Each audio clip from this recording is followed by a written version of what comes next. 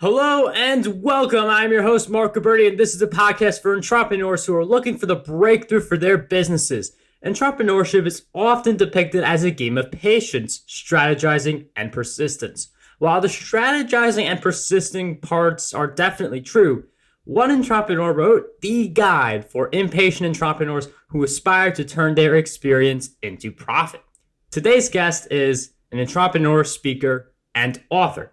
As a weekly Forbes contributor who writes about branding for small businesses, she has spoken at a host of entrepreneurial organizations, including the $1 Million Women's Summit and Goldman Sachs 10,000 Small Businesses. Today's guest for episode 104 of the Breakthrough Success Podcast is none other than Pia Silva. Pia, it is such a pleasure to have you on the show. Thank you so much, Mark. Great to be here. It's a pleasure to have you on the show, and I really look forward to diving in, but I'd like to get some backstory first. So why did you first write your book to basically act as a guide for impatient entrepreneurs who want to turn their experience into profit? Great question. Why did I write the book? Well, in my experience, personally, and then what I've observed in the entrepreneurial world is that there are a ton of people out there with a lot of expertise, very good at what they do, and they have a very hard time actually finding the right clients, getting paid what they're worth.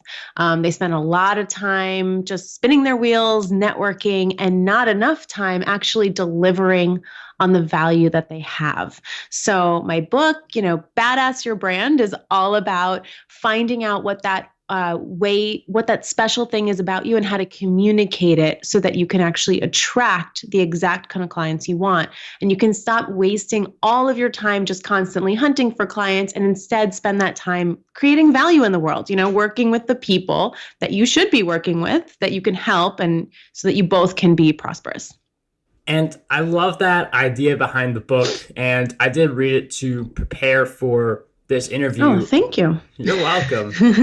And when I first come across the idea of impatient entrepreneurs who can become successful, I think at first I thought entrepreneurship is so often depicted as a game of patience. But you mentioned that you and your partner, Steve, you hit $100,000 per year in your first full year of business. So that's what made me realize that this is for you don't have to wait so many years in order to make that much revenue. But how were you able to achieve that level of income so quickly?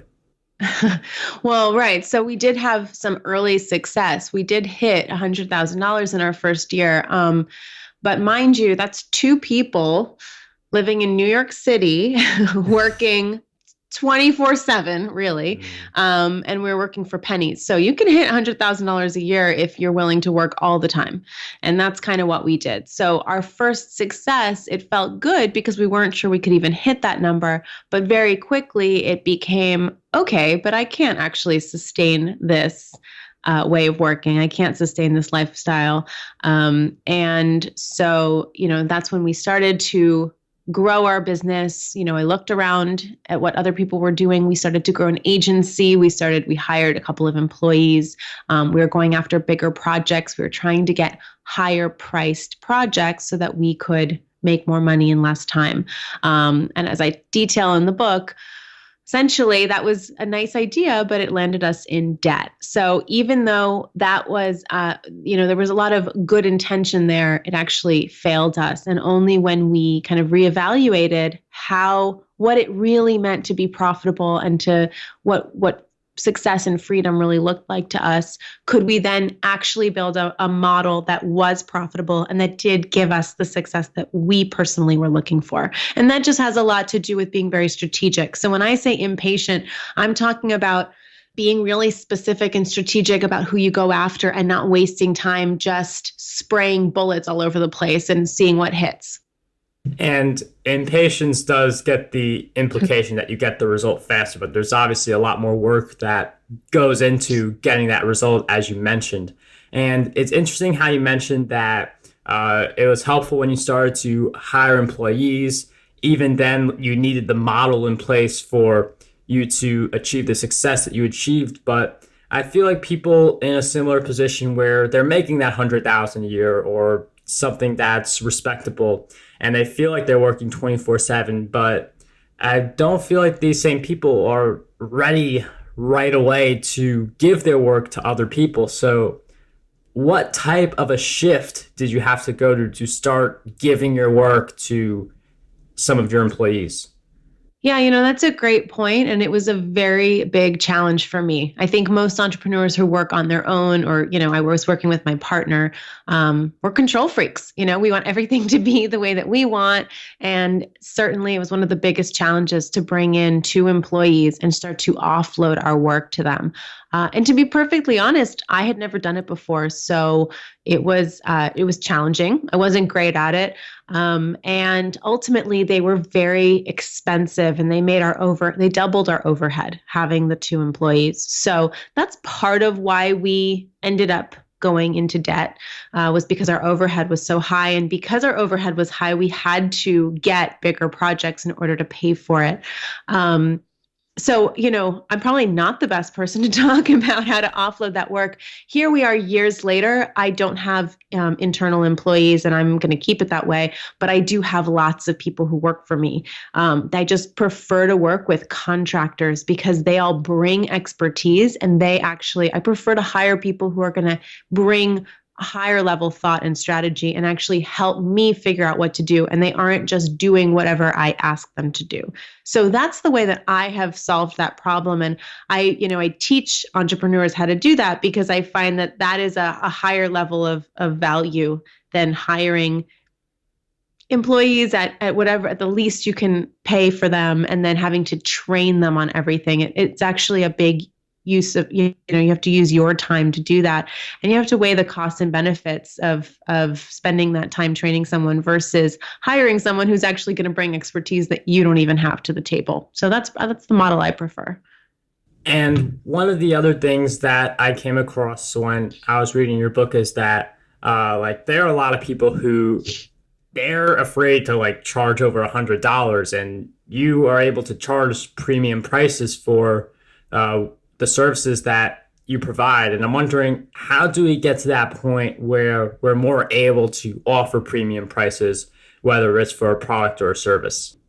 Sure. I mean, that's kind of the crux of what I help my clients do and what I teach in the book. It's how to position your business so that you are actually offering something that's worth a premium price. And a lot of it has to do with owning a very specific expertise, owning a niche, owning a process, building a way of doing things that nobody else does. I call it, put yourself in a category of one. Nobody else is an expert in this space, doing this process, using this methodology, et cetera, et cetera, et cetera. The more you can be specific in all of these aspects, the more you are taking yourself apart from the competition. And when you do that, when you're the only person that really plays in this particular space, you can charge whatever you want because somebody who wants to hire you isn't going to be able to get it anywhere else. So it's a combination of putting that stuff together so that you, in a forward-facing, brand communications, you're communicating to someone that they can't get this anywhere else. And then simultaneously, you end up building your confidence because they can't get it anywhere else either. So you know that it's worth it. And I really love how you broke down those premium prices that I feel not enough of us are willing to charge so high for our services. You see the person charging $50 for a consultation session or something like that, where other people are easily charging thousands of dollars. So I always do find that interesting how some people are charging premium prices and then able to get fewer clients, but they're able to, they're making the same amount of income, but fewer clients. So I've always found that really interesting. And one of the things that I read about in your book, you talked about networking and how when you were at these events, you had a selling mindset in the beginning. And what really allowed you to strike it in was embracing an anti-selling mindset. So I was wondering if you could share with us the difference between those two mindsets and how you made the shift. Yeah, absolutely. I mean, in retrospect, this is the key to, I think, a lot of the successful conversations that I've had with people over the years and how I'm able to close. I hate sales. When I think of sales, I get that icky feeling. I think a lot of people get it. But I realized I'm a great salesperson. I'm a great salesperson because I'm not selling ever. And so I call a selling mindset as really in your mind, you're trying to get the sale. You're speaking to someone and you're trying to figure out how you can convince them that you're the best or convince them that they really should buy from you. And that doesn't feel good. That doesn't feel good to be on the other end of that either, right? I think we can all agree that when you feel like someone's trying to sell you, you kind of immediately start to step away. So the anti-selling mindset is the opposite. In fact, I spend most of my energy trying to figure out and suss out if they really are a good fit. And I'm trying to find any way that they aren't, because I'm trying to avoid working with anyone who isn't going to be a perfect client. And what that means is I'm trying to be helpful to them. So I want to listen. I want to ask a lot of questions, figure out what their situation is. Why are we talking right now? What's your challenge? What are you trying to solve? Do they even know that they have a problem, and are they willing to solve it? I mean, that's a key for me, is I need to be working with someone who actually wants to make a profit. I tell people, if you're doing this as a hobby, you're not a good fit for me, because when I come back to you with strategies that are going to make you money and you aren't really looking for money, that's not your priority, then you might not want to implement those strategies. So there's a lot of criteria that I have for a very good client. And therefore, the anti-selling mindset and conversation is all about just trying to understand them and trying to be helpful. So often the most helpful thing to do is to say, I'm not a good fit for you, or you really should actually look over here, or look for someone who does this, because branding is not going to solve that problem. But I find that conversation, that mindset takes the pressure off of the conversation completely, because they don't feel like they're being sold to, and I don't feel like I'm trying to sell them. And when you do that, when you're speaking to a perfect client who actually is a great fit for you, who actually could really benefit from your services, that person usually sells themselves, because after a conversation with somebody like that, they'll just say, okay, great. Well, how do I hire you? So they'll actually initiate the sale instead of you having to do it. It's always great to get the other person to have a strong interest without you having to keep pushing. But I mean, this is really spot on for the long term.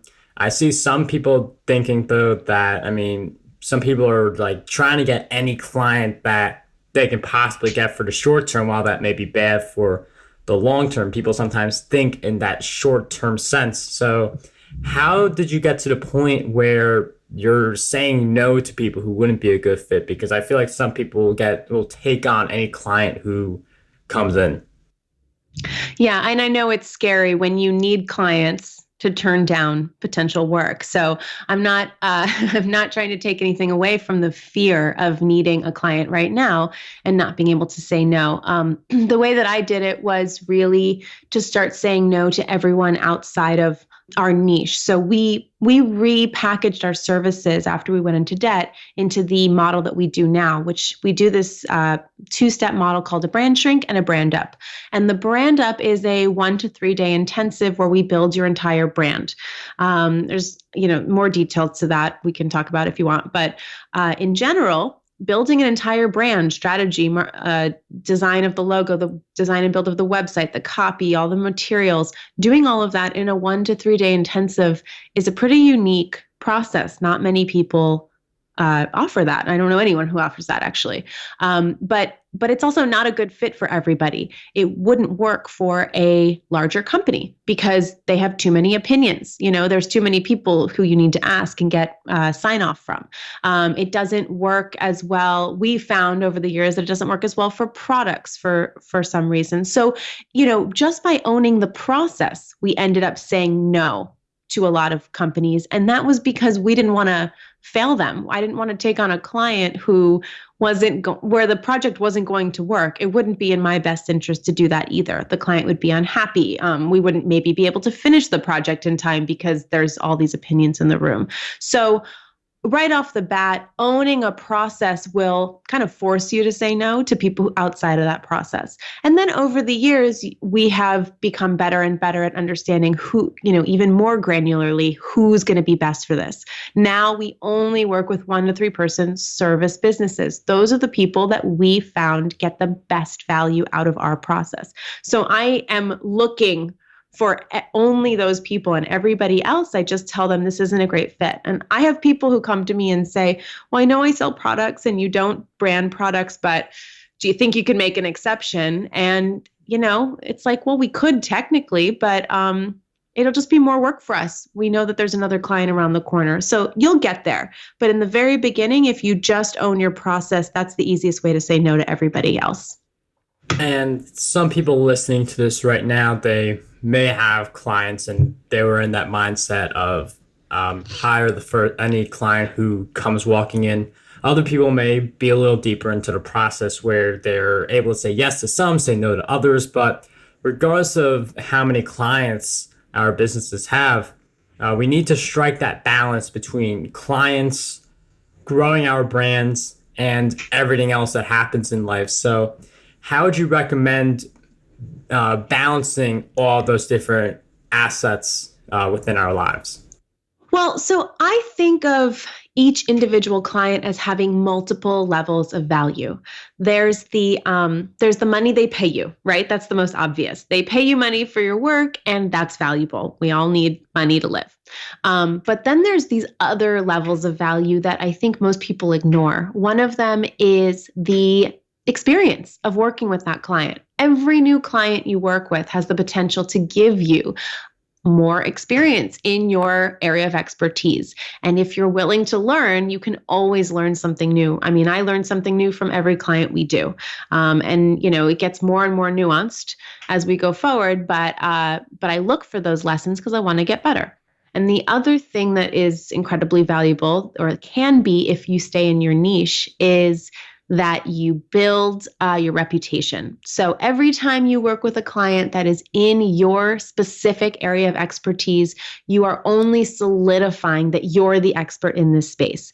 Every time you work with someone outside of your expertise, it's just, I call it fast cash. You traded money for your service, but ultimately it's not giving you long-term brand value. That person is not necessarily probably going to be a very good referral source for the ideal clients. They only know you outside of your niche. You didn't say no to them, so you didn't teach them that you have an area of expertise. You just worked with someone and you just traded time for money. So all of these additional values are what I'm looking for in every client. Are they going to give me the multiple levels of value? Because that's the long-term vision of the business.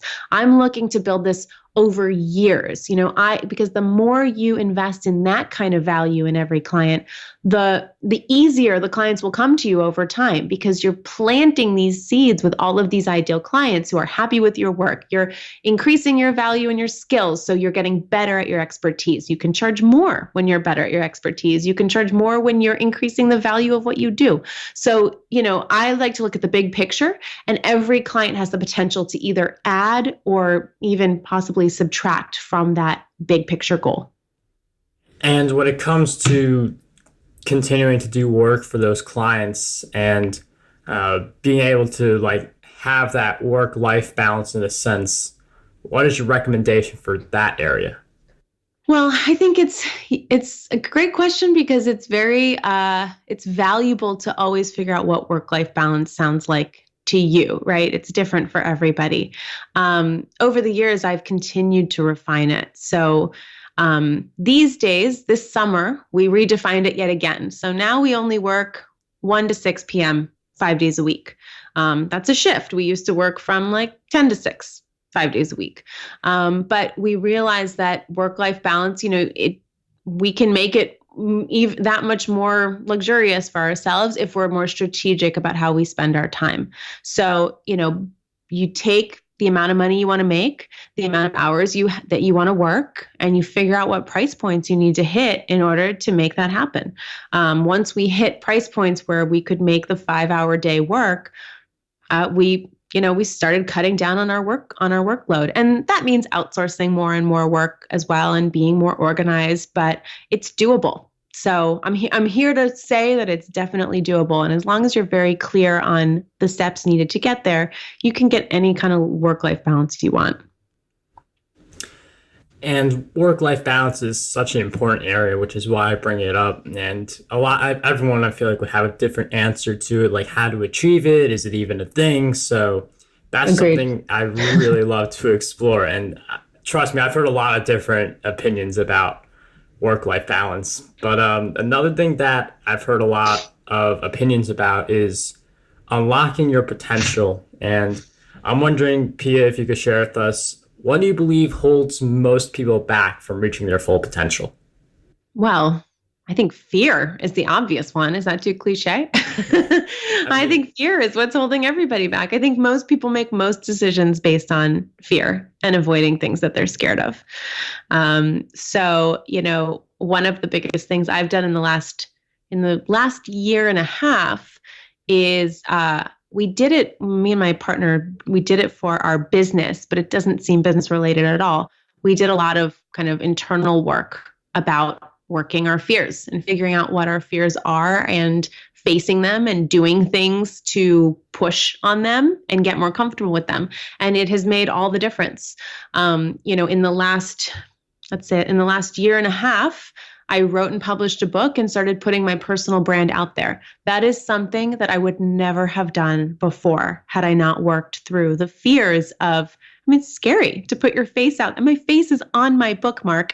That's a really scary thing to do, especially someone who grew up hating photos or having my photo anywhere. So all of a sudden, my face is everywhere. But I was able to do that because I got over the fear of what's really stopping me. Why am I so scared of putting myself out there? I'm scared of, I'm scared of haters. I'm scared of people thinking I suck.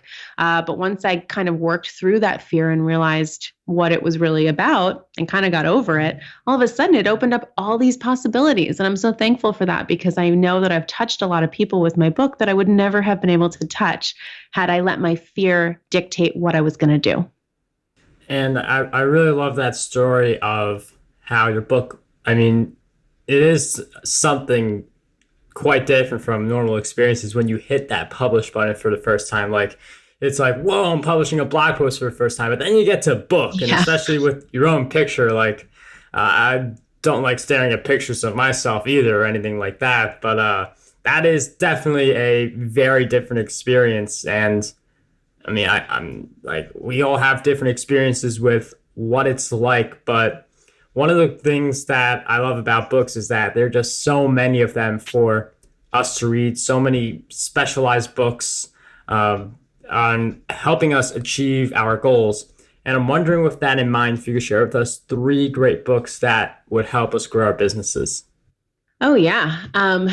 Okay, so my go-to that I always recommend, if you haven't read it, it's a classic, but The 7 Habits of Highly Effective People, everybody should read that. That changed my life when I read it. I was at 20 years old and I read it, and I think it changed the trajectory of my life. So I read that every couple of years. Another big one that really made an impact on me is Profit First. Have you heard of Profit First? I have, Mark? Mike Michalowicz. Yeah. Mike Michalowicz, he's awesome. Implementing Profit First was very big for me, and I recommend that to everybody as well. And the third one, somewhat recently, I read The Great Leap. Guy Hendrickson, I want to say, profound book that talks about, I don't think he uses the word fear, but I think that, I'm not sure if he used the word fear, but he talks about the idea of fear and basically hitting your upper limits and how to acknowledge them and then how to break past them. So if you're talking about reaching your full potential, The Great Leap is an amazing book for that. Pia, thank you for those great book recommendations. That last book, I've heard it multiple times. I have not read it yet, so that's going to be something that I finally get around the corner to do. So thank you for sharing with us all those great book recommendations. Great. It's worth it. 2018 started off definitely started off with a boom. That's definitely a book that I do plan on adding to my reading list, and I'll read it by first quarter 2018 and let people know my thoughts on it. But I would like to flip the tables a little bit. So I've asked you a bunch of questions throughout our time together, and I'm wondering, what is one question that you believe we need to be asking ourselves more often? Uh, the question that's on my mind today as I go into a new year is not what do I want to accomplish, but how do I want to feel? So I'm preaching a lot this January about connecting your goals to what the ultimate goal is. Usually we try to accomplish things, but we're really just trying to accomplish them so we can feel a certain way. So instead of just coming up with a list of targets, ask yourself, like, what do you really want that's different in your life? Do you want peace? Do you want to feel successful? What does that look like? And make sure your goals are tied to that feeling, because ultimately you can achieve all the goals in the world, but if you don't achieve the feeling that you're going for, you'll just keep spinning your wheels and going farther. That is a different question that I normally get. Like, think about how we want to feel. Like, yes, it's important to pursue our goals, but we could accomplish all of our goals, but then feel terrible. So I really love that question about thinking about how you feel, not just from like being successful, but also how you feel about yourself and about your work throughout the year. Great. Yeah. I mean, when I started shifting into that kind of framework, I actually hit my goals much more quickly. That is something that I'm definitely going to try myself, focusing more about how I feel than how close or far I am away from one particular goal. And I really appreciate you taking the time to share all of your great insights throughout this episode. And for Breakthrough Success listeners wondering, rumor around the block is that we are getting a free chapter from your book. So where can we get that? Yeah. I'd love to share with you guys the first chapter of my book and a bonus, although it's really even probably bigger than the first chapter of my book. I'll share with you guys my brand shrink interview. So this is the interview I give all my clients to figure out what is so badass and amazing about their business. So it's 80 questions, so don't take it lightly. But if you take the time and answer those questions, you will get insights into your business. So I put that up at badassyourbrand.com/breakthrough success. Pia, thank you for providing that great resource and for sharing all of your great insights. It was such a pleasure to have you on the Breakthrough Success podcast. The pleasure was all mine, Mark. Thank you so much. How does over 100 retweets per day sound to you? My free ebook, 27 Ways to Get More Retweets on Twitter, has you covered. I use the methods within this ebook to get over 10,000 retweets every single quarter. To learn more and get access to this free resource, visit markberty.com/